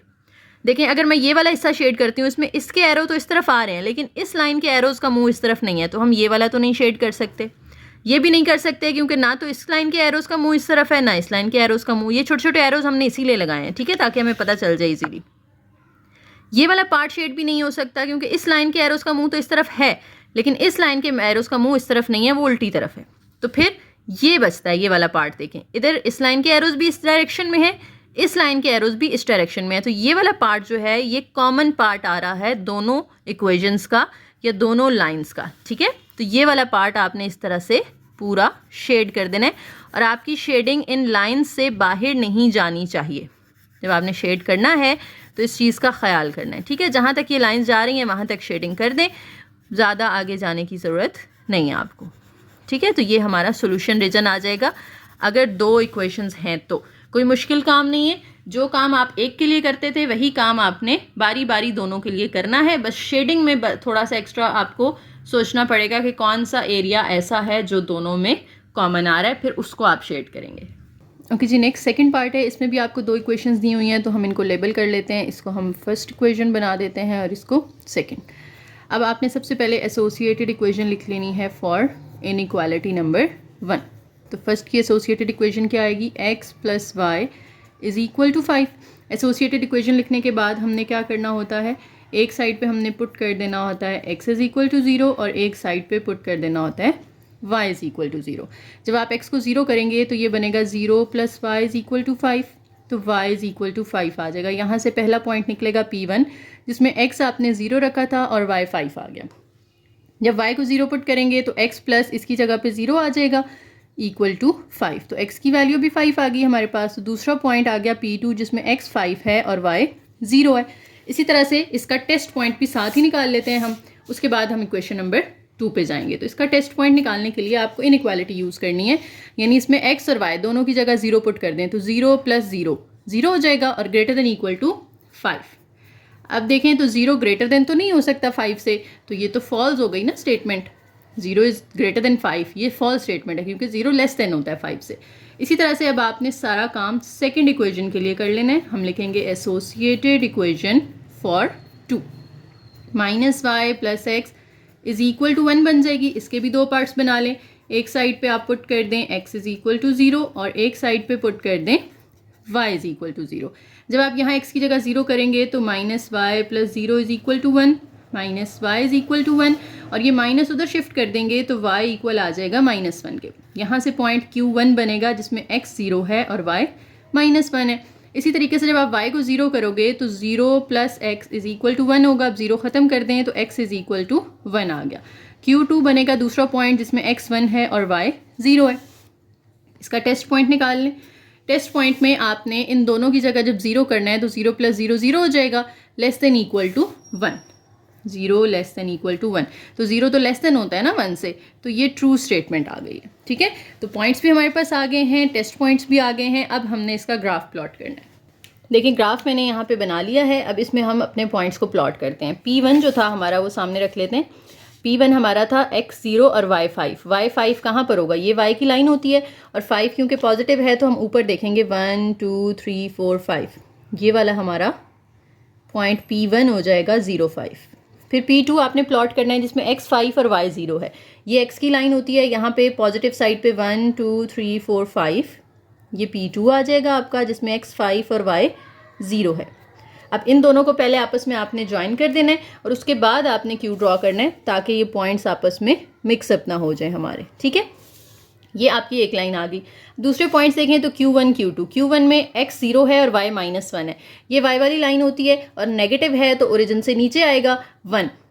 ये पहला पॉइंट आपका जो है ये आ जाएगा Q1 जो कि 0 -1 हो जाएगा। इसी तरह से Q2 में आपका x 1 है और y 0 है, तो x जो है वो यहाँ पर होता है और क्योंकि 1 पॉजिटिव है तो ये वाला पॉइंट आपका आ जाएगा Q2, x1 y0। इन दोनों को भी आपस में ज्वाइन कर दें और लाइन इतनी होनी चाहिए कि वो उस लाइन को किसी पॉइंट पे कट करे, ठीक है। तो इतनी छोटी सी नहीं लगानी है आपने, इतनी बड़ी लगानी है कि वो इनमें से भी पास करे और दूसरी लाइन को भी क्रॉस करे। ये हमने लाइन ड्रॉ कर ली।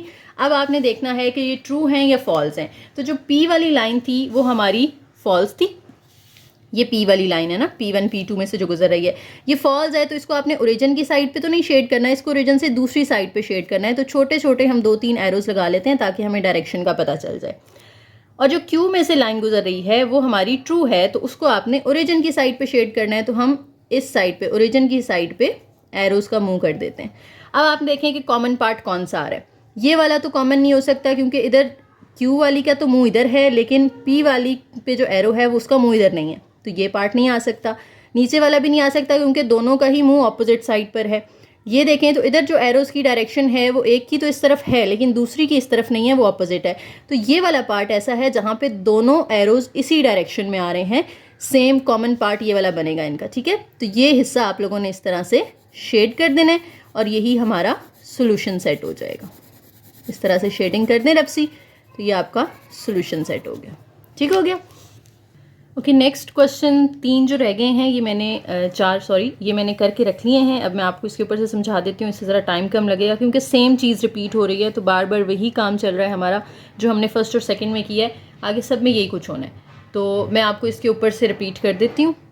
थर्ड पार्ट में भी देखें हमें इसी तरह से ना उन्होंने 2 दे दी थी इक्वेशंस, फर्स्ट को हमने 1 का नाम दे दिया, इसको सेकंड का। एसोसिएटेड इक्वेशन लिखी पहले वाले की, तो इधर आपने इक्वल लगा दिया। फिर आपने इसमें एक दफ़ा x0 पुट किया, 3 × 0 + 7y = 21 आ गया। फिर ये 0 वाली टर्म खत्म हो जाएगी, 7y रह जाएगा। 7 को लाके 21 से डिवाइड कर दें तो y आ गया 3, पहला पॉइंट आ गया 0 3। इसी तरह से जब आपने y को 0 पुट किया तो ये 7y वाली टर्म 0 हो जाएगी, तो 3x = 21 रह जाएगा। 3 को जाके डिवाइड करें 21 के साथ तो 7 आ जाएगा। दूसरा पॉइंट बन गया हमारे पास 7 0। इसका टेस्ट पॉइंट हमने निकाल के रख लिया यहाँ पे। टेस्ट पॉइंट में x और y दोनों 0 किए तो ये > = 21 आ रहा है, जो कि फॉल्स है क्योंकि 0 ग्रेटर तो नहीं हो सकता 21 से। अब सेकंड की एसोसिएटेड इक्वेशन लिखी, x - y = 2। इसमें भी x को 0 पुट करेंगे तो y की वैल्यू निकाल ली -2, फिर y की जगह 0 पुट करेंगे तो x की वैल्यू आ गई 2। तो 2 पॉइंट्स बन गए Q1 और Q2। इसका टेस्ट पॉइंट जो है वो 0 < 2 है और 0 < ही होता है ना ट्रू से, तो ये ट्रू हो गई स्टेटमेंट, ठीक है। अब मैंने पॉइंट्स भी यहाँ पे प्लॉट कर लिए हैं।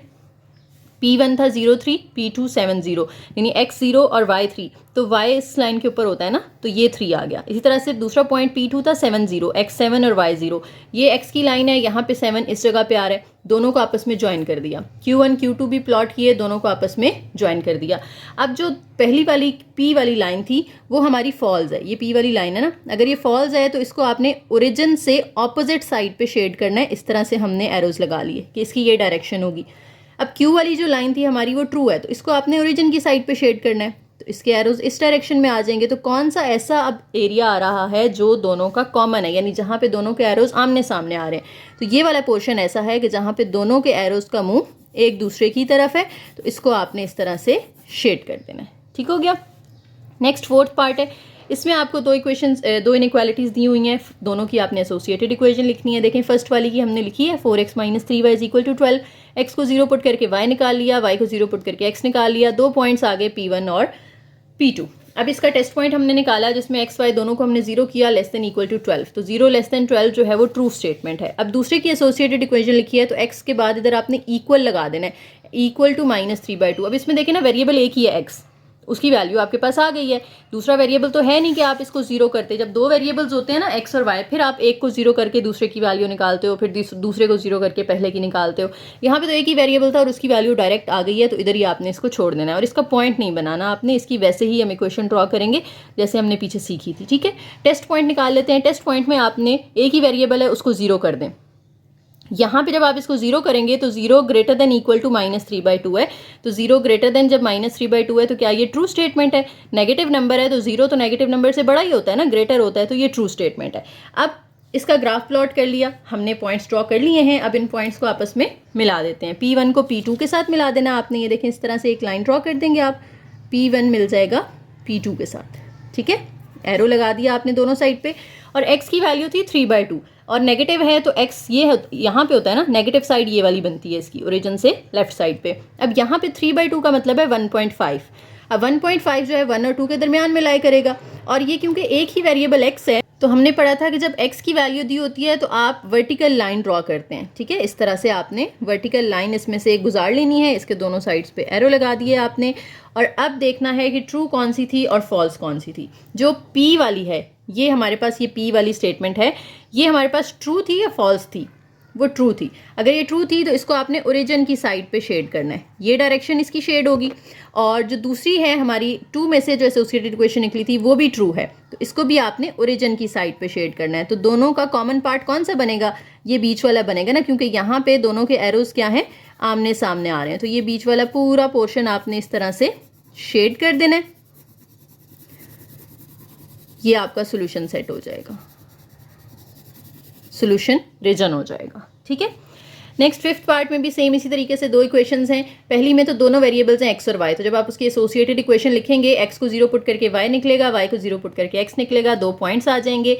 टेस्ट पॉइंट भी आपने निकाल लिया जो कि फॉल्स आ गया। अब दूसरे में देखें तो एक ही वेरिएबल है y, तो जब आप इसकी जगह इक्वल लगाएंगे तो डायरेक्ट ये तो y की वैल्यू आ जाएगी, तो यहाँ से पॉइंट बनाने की जरूरत नहीं है क्योंकि दूसरा वेरिएबल तो है नहीं। यहाँ पे टेस्ट पॉइंट निकालेंगे, y की जगह 0 पुट करेंगे क्योंकि एक ही वेरिएबल है, उसको 0 कर देना है। जब ये 0 हो जाएगा तो 0 लेस देन 4, तो 0 तो लेस ही होता है ना 4 से, तो ये ट्रू हो गई स्टेटमेंट। इधर भी आपने पॉइंट्स प्लॉट कर लिए हैं। अब इनको आपस में आपने ज्वाइन कर देना है। P वाले दोनों आपस में P1 और P2 को ज्वाइन करेंगे हम, ये इस तरीके से आपने इनमें से एक लाइन गुजार देनी है। ठीक है, अब आप देखें तो y की वैल्यू जो थी वो हमारे पास क्या आई थी, y इज इक्वल टू 4 आया था।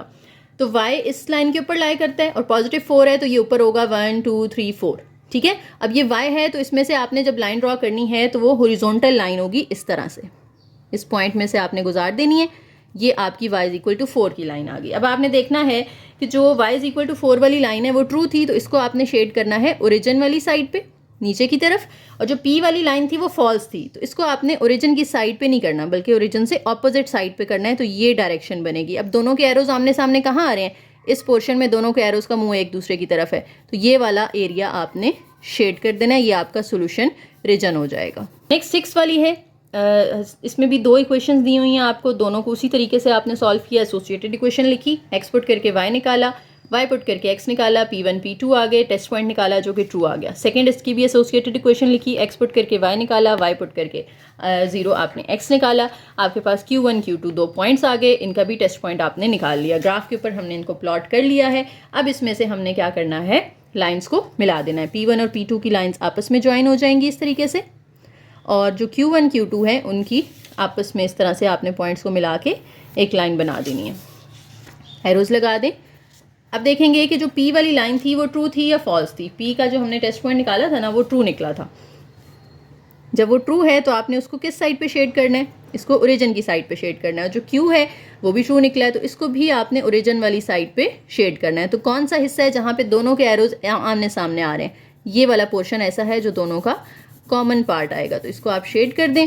ये आपका सोल्यूशन रीजन हो जाएगा। एक्सरसाइज आपकी कंप्लीट हो गई है। उम्मीद है आपको समझ आ गई होगी। आसान चीज़ें हैं और इतनी रिपीट हुई हैं कि अब आपकी प्रैक्टिस भी बहुत अच्छी हो गई होगी। अब इन्हीं चीज़ों को आपने माइंड में रखना है जो कि आगे 5.2 में हमने क्वेश्चंस करने हैं। वो लॉन्ग क्वेश्चन आते होते हैं और इम्पॉर्टेंट भी हैं, उनमें यही चीज़ें दोबारा से यूज़ होनी है। कोई नई चीज़ हमने वहाँ पे ग्राफ तक सेम काम होगा, कोई नई चीज़ नहीं सीखनी। उसके ग्राफ के बाद थोड़ा सा एक्स्ट्रा काम है वो हम वहाँ पे सीखेंगे 5.2 में कि वो क्या नया है जो हमने करना है। यहाँ तक जो काम हमने अभी सीखा है सेम यही काम दोबारा 5.2 में भी आएगा। इसके बाद थोड़ा सा एक एक्स्ट्रा यहाँ पे टेबल बनेगा, वो हम 5.2 में सीखेंगे। ठीक है जी, तो यहाँ तक कोई क्वेश्चन है, कोई पॉइंट समझ में नहीं आ रहा तो आप कॉमेंट सेक्शन में पूछ सकते हैं। वीडियो पसंद आई हो तो लाइक करें, शेयर करें, चैनल को सब्सक्राइब करें। थैंक यू, अल्लाह हाफिज़।